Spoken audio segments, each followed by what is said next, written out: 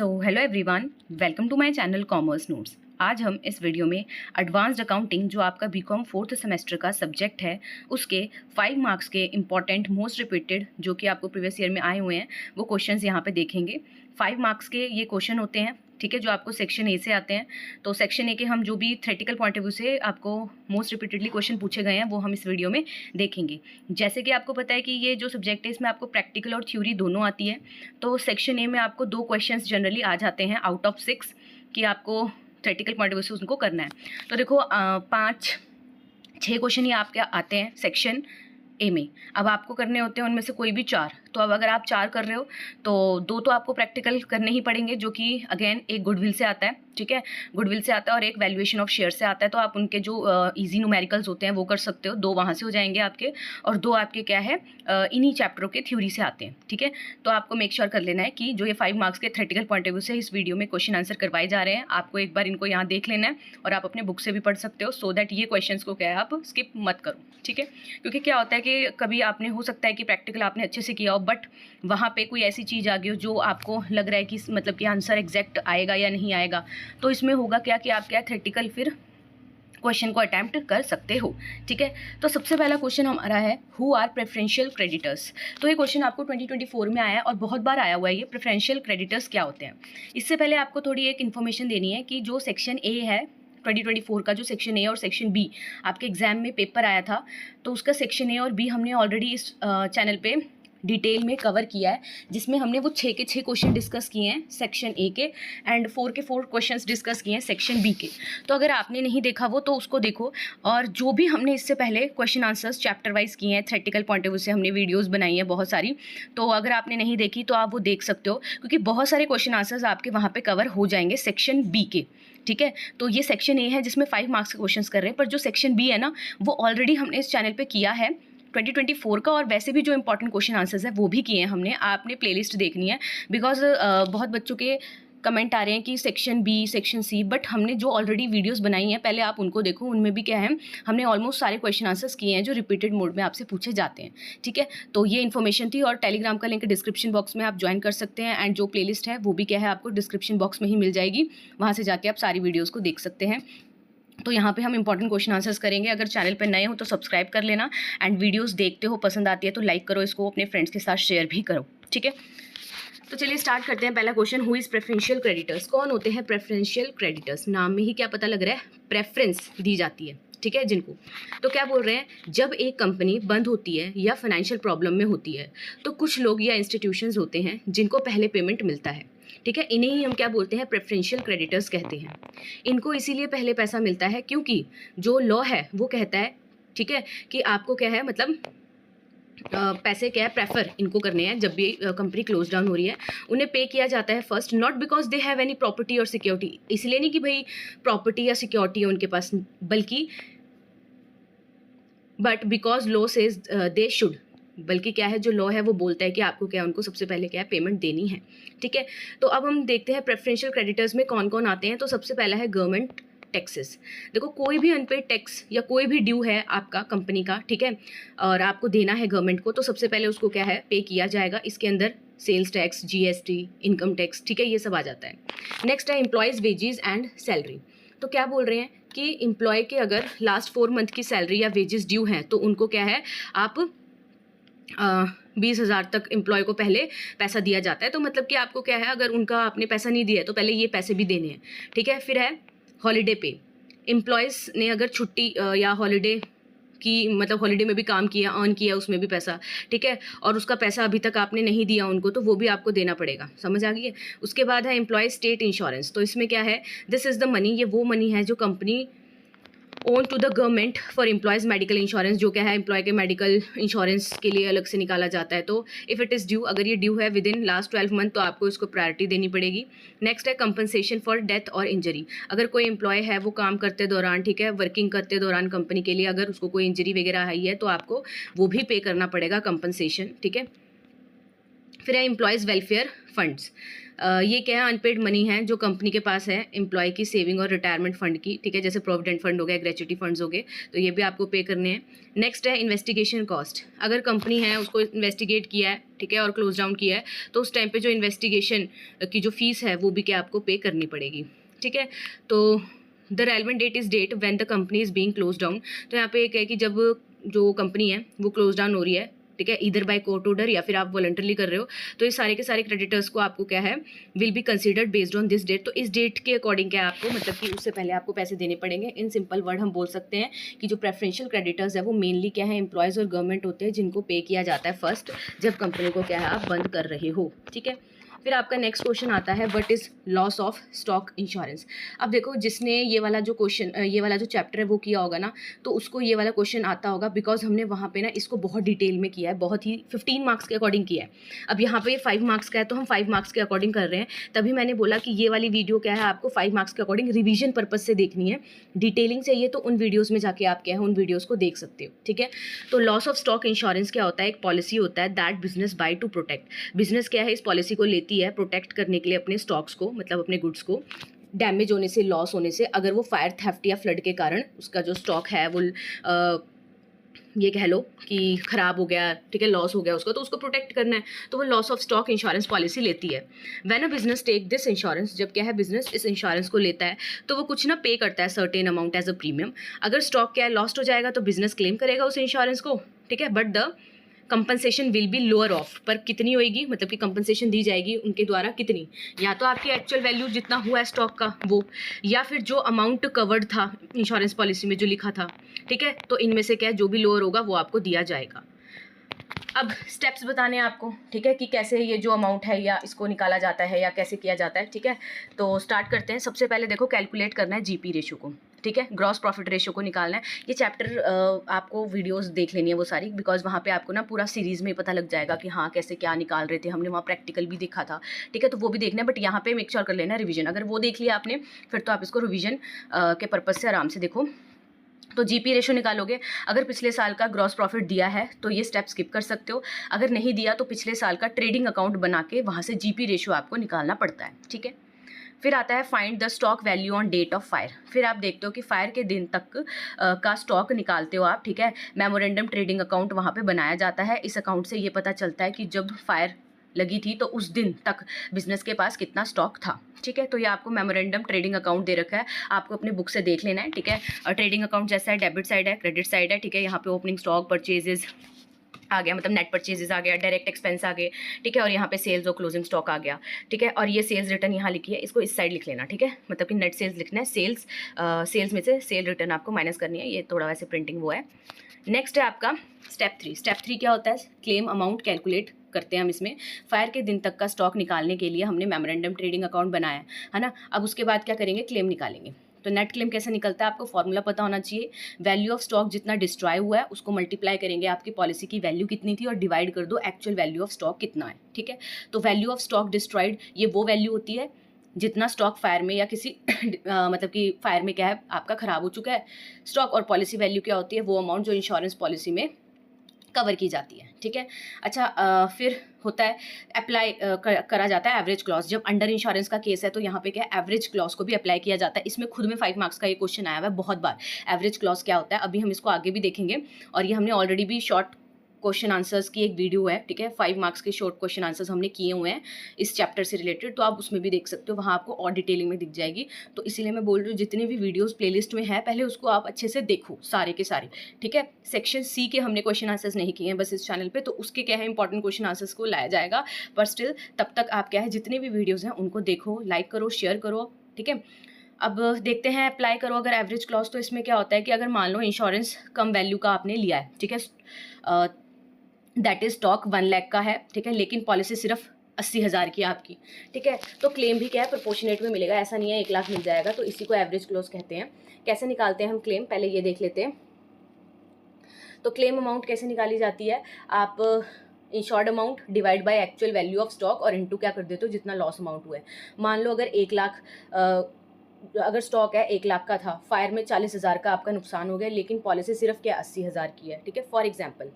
तो इसमें होगा क्या कि जो इंश्योर्ड अमाउंट है वो क्या है आपकी पॉलिसी वाली, ठीक है, 80,000, और आपका जो स्टॉक है वो कितना है 1,00,000 का, ठीक है, इनटू लॉस कितने का हुआ है 40,000 का, ठीक है। तो इसको निकाल सकते हो, क्लेम आएगा 32,000। तो इस तरीके से आपका ये आंसर आ जाएगा, ठीक है। फिर आपका ये क्वेश्चन ना, ये वाला क्वेश्चन आपको अच्छे से करके जाना है, ये बहुत बार आया है तो मैं पहली बता रही हूँ, इसको एक बार अपनी बुक से भी क्या है अच्छे से देख लेना है, ठीक है। आपको बोला जाता है कि what are list B contributors in liquidation. तो list B contributions in liquidation क्या होते हैं, ठीक है। तो आपको ये लिक्विडेशन वाले चैप्टर में है, तो आपको वहाँ से क्या करना है अच्छे से करके जाना है इस वाले टॉपिक को। तो क्या बोला है, लिस्ट बी कॉन्ट्रीब्यूटर्स वो लोग होते हैं जो कंपनी के पहले शेयर होल्डर्स थे, लेकिन जब कंपनी बंद हो रही होती है, ठीक है, मतलब जब वो लिक्विडेशन में होती है तो वो शेयर होल्डर्स नहीं होते हैं उस टाइम पे। लेकिन अगर कंपनी के ऊपर कोई भी डेट बाकी हो और करंट शेयर होल्डर्स उस डेट को पूरा नहीं चुका पा रहे, तो लिस्ट बी कॉन्ट्रीब्यूटर्स से भी क्या है पैसा आप ले सकते हो, ठीक है। तो समझ आया, लिस्ट बी कॉन्ट्रीब्यूटर्स वो पीपल होते हैं जो कभी एक टाइम पे तो शेयर होल्डर थे, बट जब लिक्विडेशन की प्रोसेस हो रही है ना कंपनी की, तो अब तो वो नहीं है शेयर होल्डर्स, ठीक है, बट स्टिल क्या है वो पे कर सकते हैं अनपेड डेट को, ठीक है, अगर कंपनी नहीं दे पा रही है।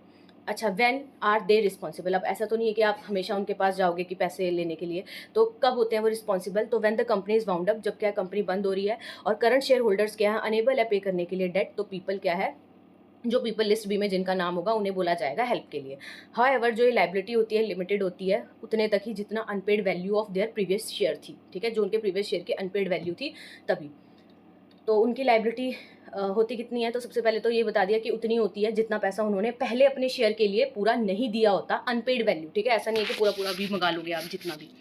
फिर आपको इसी के साथ आपको ये लिखना है कि what is the extent of liability. तो मैंने आपको बता दिया है कि liability of list B contributors की लिमिटेड होती है, उतनी होती है जितनी पिछले बारी क्या है अनपेड शेयर था, रिमेनिंग वैल्यू बची थी। मान लो पिछले बार 10 का था उनका शेयर, तो आपने 8 ही मंगाए थे, तो 2 अनपेड रह गए थे, तो अभी भी आप 2 ही मंगा सकते हो, ठीक है। फॉर एग्जाम्पल यहाँ दिया हुआ है एक कंपनी है, उसने शेयर्स उसके पास है 10,000 के, बट उसने सोल्ड किए 2 शेयर्स, स्टिल रिस्पॉन्सिबल होगी proportion of the company's debt pay करने के लिए।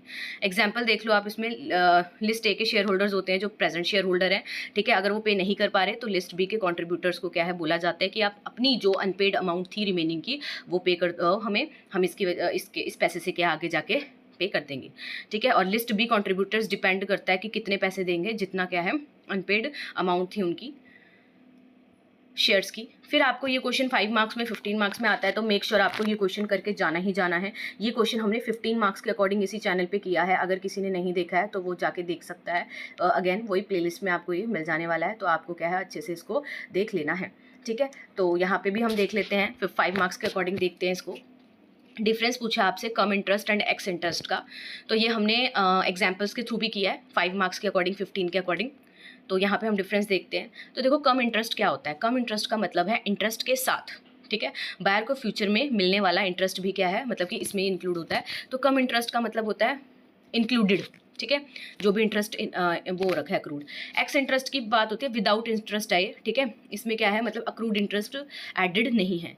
प्राइस इंक्लूड की बात करें तो देखो इसमें मार्केट वैल्यू ऑफ सिक्योरिटी भी आती है और अक्रूड इंटरेस्ट भी आता है। पर अगर हम एक्स इंटरेस्ट की बात करें तो इसमें सिर्फ मार्केट वैल्यू ऑफ सिक्योरिटी आती है।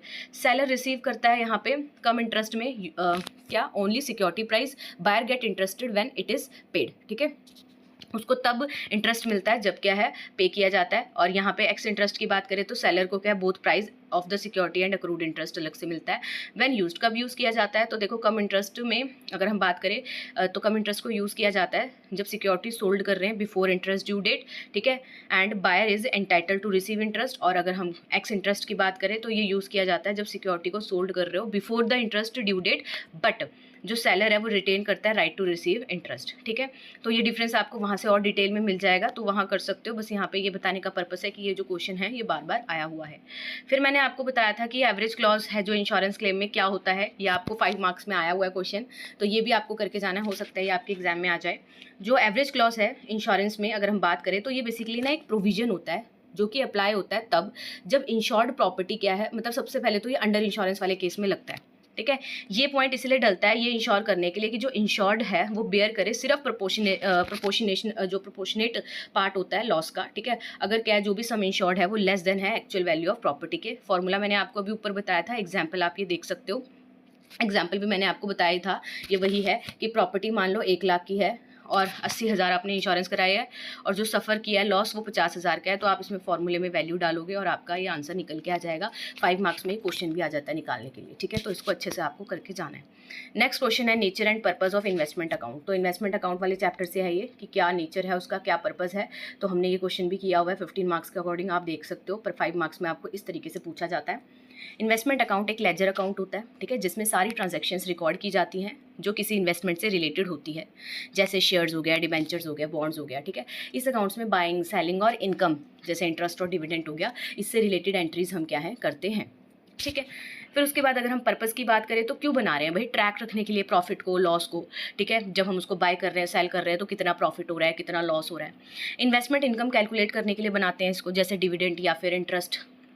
फिर टू नो द वैल्यू, कह रहे अकाउंटिंग पीरियड के एंड में इन्वेस्टमेंट की वैल्यू पता करने के लिए बनाते हैं हम। फिर है fourth point help in financial reporting, financial reporting में हेल्प करता है ये, और बेटर इन्वेस्टमेंट डिसीजन लेने में हमारी क्या है ये हेल्प करता है। एग्जाम्पल आपको दे रखा है, सपोज एक पर्सन है, उसने बाय किया 100 शेयर कंपनी के एंड लेटर उसको सेल किया, तो ये इसके रिलेटेड जितनी भी ट्रांजैक्शंस होगी, जैसे कि ब्रोकरेज पे किया होगा आपने, डिविडेंड रिसीव किया होगा उस पर, सेल्स प्रोसीड जो आपके पास आएंगे, ये सारी रिकॉर्ड करोगे आप इन्वेस्टमेंट अकाउंट में।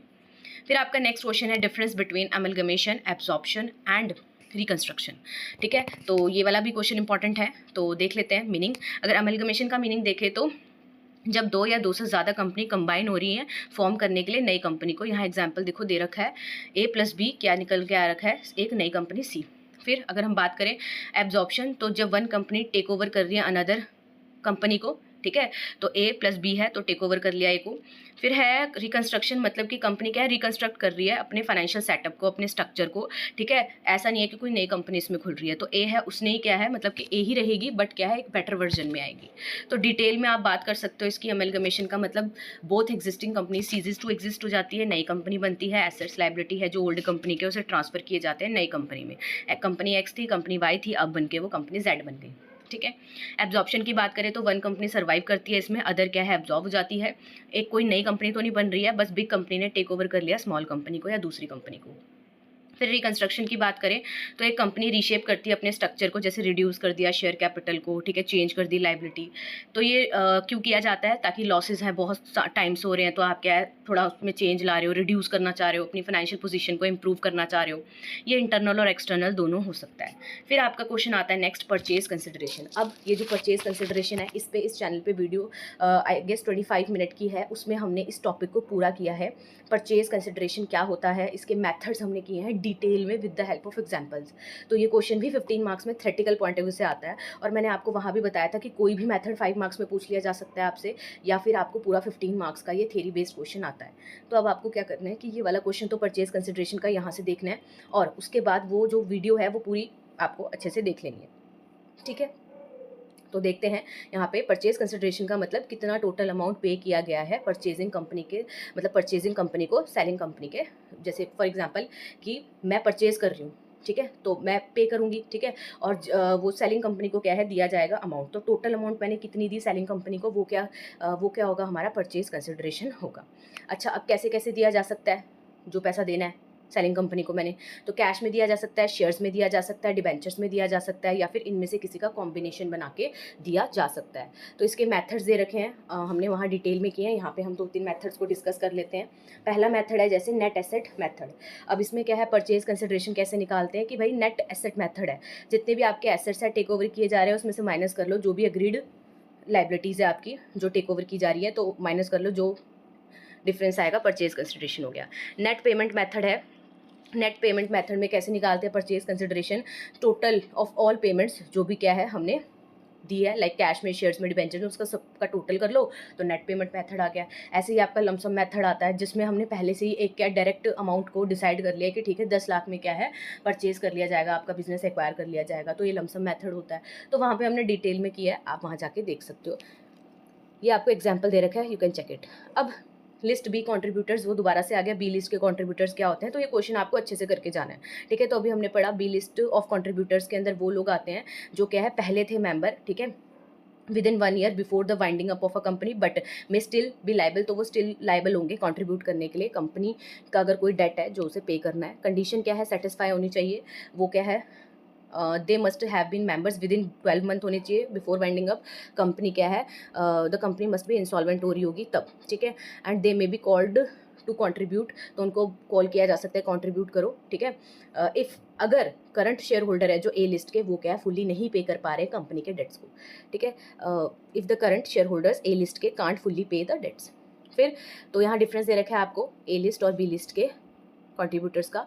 फिर आपका नेक्स्ट क्वेश्चन है right a short note on super profit, ठीक है। सुपर प्रॉफिट मेथड है जो, तो गुडविल के जो मेथड्स हैं ये सारे हमने डिस्कस किए हैं डिटेल में। चाहे आपको कोई भी 5 मार्क्स का क्वेश्चन आ जाए, तो ऐसा नहीं है कि ये 5 मार्क्स के इंपॉर्टेंट क्वेश्चन आंसर है तो आपको ये करने हैं। एट द सेम टाइम जो ऑलरेडी चैनल पे डले हैं उनको भी देखो, उसमें भी आपको मैंने बताया हुआ है साथ के साथ कि 5 मार्क्स के कौन कौन से क्वेश्चन है जो आपके एग्जाम पॉइंट ऑफ व्यू से इंपॉर्टेंट है, ठीक है।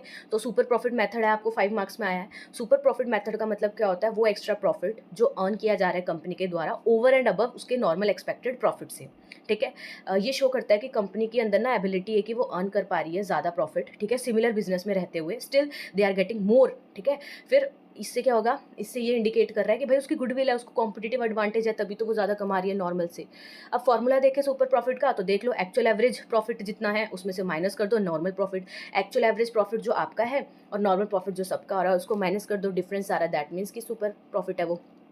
अब एक्चुअल एवरेज प्रॉफिट क्या होता है, वो एवरेज प्रॉफिट कंपनी का, ठीक है। नॉर्मल प्रॉफिट क्या होता है, capital employed into normal rate of return से आप निकाल सकते हो। एग्जाम्पल ये आपको दे रखा है, वहाँ पे हमने डिटेल में किया है, यहाँ भी आप देख सकते हो कैसे निकाला हुआ है। इंपॉर्टेंस देख लो, ये हेल्प करता है गुडविल को वैल्यूएशन करने में, ये इंडिकेट करता है कंपनी की अर्निंग पोटेंशियल कितना है, मर्जर एक्विजिशन और अमलगमेशन में क्या है यूजफुल होता है ये। फिर आपका नेक्स्ट क्वेश्चन है explain under what circumstances company is wounding up, ठीक है। तो वाउंड अप कब होती है, वो बंद कब होती है, वाइंडिंग अप कब होती है, आपको ये बताना है किन किन सर्कमस्टांसेस में। तो देखो winding up of a company का मतलब होता है क्लोज कर रही है कंपनी अपने बिजनेस को, सेल कर रही है अपने एसेट्स को एंड पे कर रही है अपनी लाइबिलिटीज़ को। या ये वॉलंटरीली हो सकता है, ये कोर्ट के ऑर्डर के द्वारा भी हो सकता है।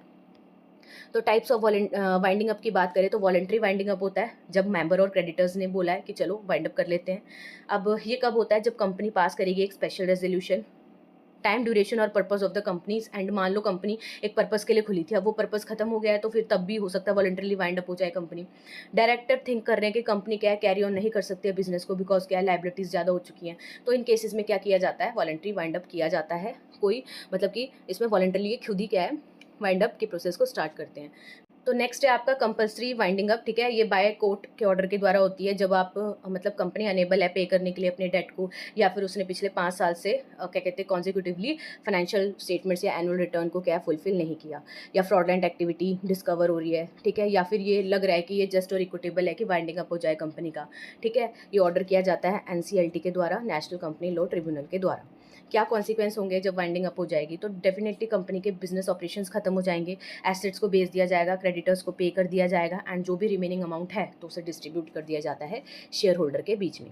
फिर आपका नेक्स्ट क्वेश्चन है what do you mean by loss of profit insurance, how the value of claim is determined under the policy.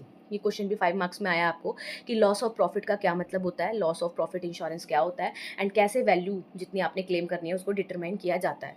तो मीनिंग देखें, इसे हम कॉन्सिक्वेंशियल लॉस इंश्योरेंस भी बोलते हैं। तो देखो जब फायर या अदर इंश्योर्ड इवेंट अफेक्ट करता है बिजनेस को, तो इससे क्या है डैमेज नहीं होते हैं एसेट्स बल्कि लॉस होती है इनकम का भी, ठीक है। क्यों, क्योंकि अब उतने टाइम तक काम नहीं होगा। मान लो एक बिजनेस है, उसने स्टॉक के अगेंस्ट तो चलो इंश्योरेंस करवाया था, उसको उसका पैसा मिल जाएगा, बट मान लो अगर फायर के अगेंस्ट क्या है वो कुछ दिन तक क्या काम नहीं कर पाएगा, तो उसके पास अपॉर्चुनिटी थी कि वो प्रॉफिट कमा सकता था बट अब वो प्रॉफिट नहीं कमा पा रहा है ना। तो इससे इस चीज़ से बचने के लिए क्या है लॉस ऑफ प्रॉफिट पॉलिसी होती है या फिर कॉन्सिक्वेंशियल लॉस पॉलिसी होती है जो कवर करती है इस टाइप का जो हो जाती है आपका इनकम का लॉस, जो कमा सकते थे नहीं कमाया है।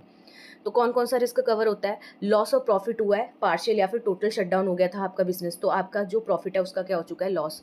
या फिर मान लो फिक्स्ड या स्टैंडिंग चार्जेस अभी भी स्टिल पेबल है, मान लो रेंट सैलरी तो दे ही रहे हो आप, ठीक है, तो ये वाला भी इस पॉलिसी के अंडर कवर करवा सकते हो आप। नेक्स्ट है इंक्रीज कॉस्ट ऑफ वर्किंग, मान लो कुछ एक्स्ट्रा एक्सपेंस आपने लगाए हैं बिजनेस पार्शली रन करने के लिए, कहीं और पे सेटअप किया है ना, तो ज़्यादा खर्चा लग रहा है, तो वो भी क्या है आप इसमें कवर कर सकते हो।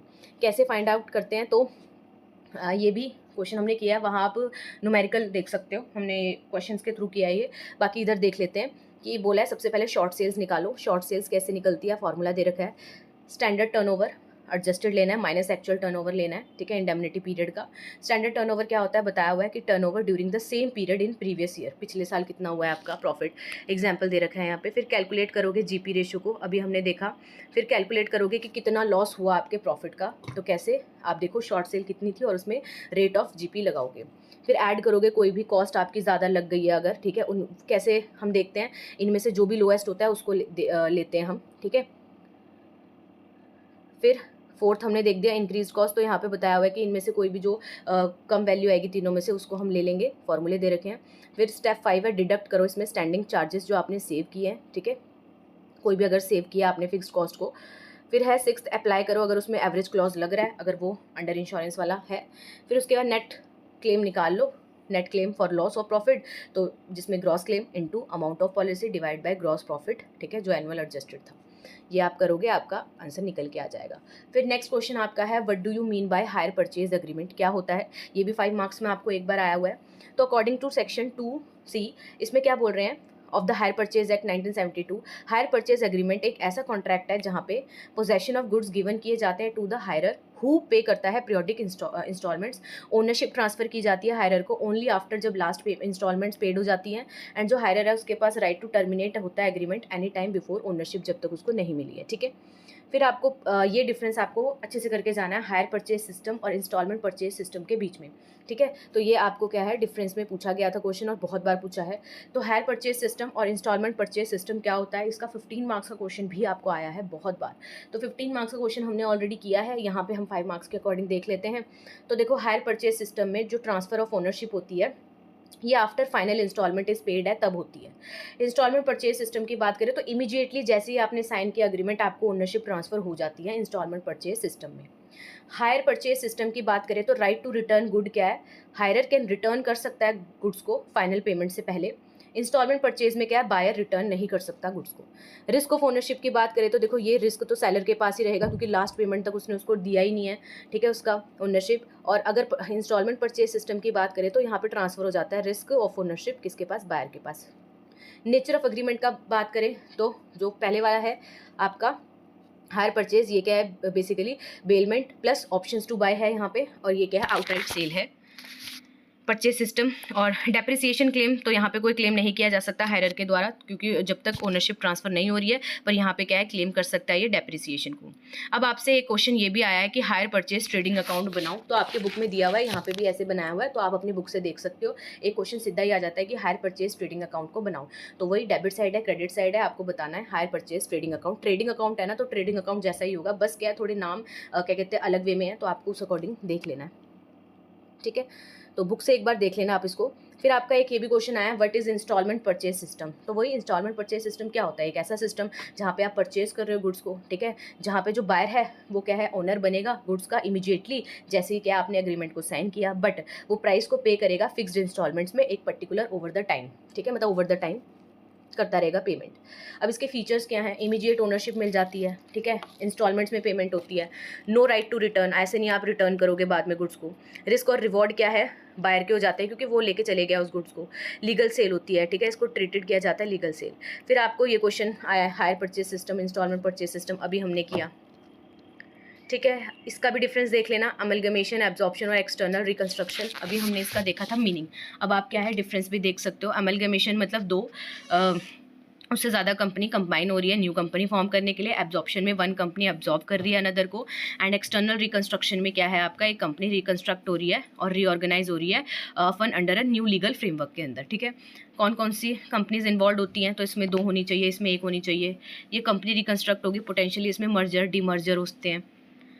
न्यू कंपनी फॉर्मेशन यहाँ पे होता है फर्स्ट वाले में, सेकंड वाले में कोई नई कंपनी नहीं हो रही है फॉर्म, और थर्ड वाले में न्यू लीगल स्ट्रक्चर बनता है। तो आप ये डिफरेंस क्या है यहाँ से देख सकते हो, एग्जाम्पल भी दिया है और इफेक्ट भी बताया क्या ओल्ड कंपनी में रहता है, और लीगल प्रोसेस भी यहाँ पे आपको बताई गई है, ठीक है। फिर आपको ये क्वेश्चन भी आया, ये कर लेते हैं हम, इंटरनल रिकंस्ट्रक्शन और एक्सटर्नल रिकंस्ट्रक्शन के बीच में डिफरेंस बताना है। तो देखो इंटरनल रिकंस्ट्रक्शन क्या है, जब कंपनी ना अपने इंटरनली रीऑर्गेनाइज कर रही है अपने कैपिटल स्ट्रक्चर को, अपने फाइनेंस को, ठीक है। ऐसा नहीं है कि कोई नई एंटिटी में इन्वॉल्व हो रही है या यहाँ पे कोई बाहर से कोई एंटिटी इन्वॉल्व हो रही है, नहीं, वो अपनी ही रिकंस्ट्रक्शन कर रही है अंदर कैपिटल स्ट्रक्चर में, अल्टरेशन कर सकती है। पर एक्सटर्नल रिकंस्ट्रक्शन होता है जो, इसमें क्या है, company undergoes changes through merger, इसमें वो मर्जर कर सकती है, डीमर्जर कर सकती है। फिर है आपका चेंजेस इन ओनरशिप। तो देखो इंटरनल रिकंस्ट्रक्शन में कोई चेंज नहीं होता है ओनरशिप में, बट जो एक्सटर्नल रिकंस्ट्रक्शन है उसमें चेंज होता है ओनरशिप में, या फॉर्म होती है नई कंपनी। न्यू एंटिटी फॉर्मेशन की बात करें तो देखो इंटरनल रिकंस्ट्रक्शन में कोई नई कंपनी नहीं फॉर्म होती है, बट एक्सटर्नल रिकंस्ट्रक्शन में अ न्यू कंपनी में भी फॉर्म हो सकती है, ठीक है। फिर है टाइप ऑफ चेंजेस की बात करें तो इंटरनल रिकंस्ट्रक्शन सिर्फ फोकस करता है कि हमें इंटरनली चेंज लाने हैं कंपनी के अंदर, अल्टर करना है अपने कैपिटल स्ट्रक्चर को, डेट की मैनेजमेंट करनी है, स्टॉक का रिडक्शन करना है। एक्सटर्नल रिकंस्ट्रक्शन में हम क्या इन्वॉल्व करते हैं एक्सटर्नल चेंजेस में, जैसे कि इसमें इन्वॉल्व होता है मर्जर, एक्विजिशन। एग्जाम्पल आप देख सकते हो, एक कंपनी ने रिड्यूस किया अपना कैपिटल या फिर रीऑर्गेनाइज किया अपने डेट को इंटरनली, और एक्सटर्नल रिकंस्ट्रक्शन में देखें तो एक कंपनी ने मर्ज किया अनदर कंपनी के साथ, या फिर स्प्लिट हुई कंपनी दो डिफरेंट एंटिटीज़ में। नेक्स्ट है इम्पैक्ट ऑन एग्जिस्टिंग कंपनी। तो इंटरनल रिकंस्ट्रक्शन में existing company remain in operation रहती है, चलती रहती है, बस स्ट्रक्चर चेंज होता है उसका। एक्सटर्नल रिकंस्ट्रक्शन में जो कंपनी है वो डिसॉल्व हो जाती है, मर्ज हो जाती है न्यू एंटिटी में। लीगल प्रोसेस की बात करें तो इंटरनल रिकंस्ट्रक्शन में इन्वॉल्व होते हैं फ्यूअर लीगल फॉर्मेलिटीज़, बिकॉज ये इंटरनली मैनेजमेंट का डिसीजन ज़्यादा होता है इसमें। एक्सटर्नल रिकंस्ट्रक्शन में रिक्वायर होता है प्रॉपर लीगल प्रोसीजर के थ्रू आप करो मर्जर, एक्विजिशन या फिर फॉर्म करो नई कंपनी। गोल की बात करें तो इंटरनल रिकंस्ट्रक्शन में देखो यही गोल होता है कि इंप्रूव करो फाइनेंशियल हेल्थ को अपनी कंपनी की, रीऑर्गेनाइज करके अपने इंटरनली ऑपरेशंस को। और एक्सटर्नल रिकंस्ट्रक्शन की बात करें तो इसमें हम क्या करते हैं, रिकंस्ट्रक्ट करते हैं कंपनी को कंबाइन करके या स्प्लिट करके दो या दो से ज़्यादा कंपनीज़ में, ठीक है। तो ये थे हमारे कुछ क्वेश्चंस जिसमें मैंने आपको बता दिया है कि सेक्शन ए से आपको कौन कौन से क्वेश्चंस बनते हैं और जो आपको बार बार पूछे गए हैं। इससे पहले जो हमने ऑलरेडी बहुत सारी वीडियोज़ बनाई हुई हैं वो आपको क्या अच्छे से करके जानी है, क्योंकि उसमें आपके बहुत सारे क्वेश्चन आंसर्स हो जाएंगे। सेक्शन ए के तो हो जाएंगे आपके जो थ्योरी बेस्ड आते हैं, एंड सेक्शन बी के भी 15 मार्क्स वाले हमने वो चैप्टर किए हैं, तो वहाँ से आपके क्वेश्चन हो जाएंगे। इसके बाद सेक्शन सी आपके रिस्पॉन्स के बेसिस पे अपलोड किया जाएगा, जिसमें अगेन हम जो भी थ्योरी मार्क्स के क्वेश्चंस होते हैं वो करेंगे। एंड 2024 का सेक्शन ए का हमने 6 के 6 क्वेश्चंस विद प्रैक्टिकल किए हैं, तो आप उसको देख सकते हो, क्योंकि उससे भी आपको बहुत नए क्वेश्चंस मिल जाएंगे।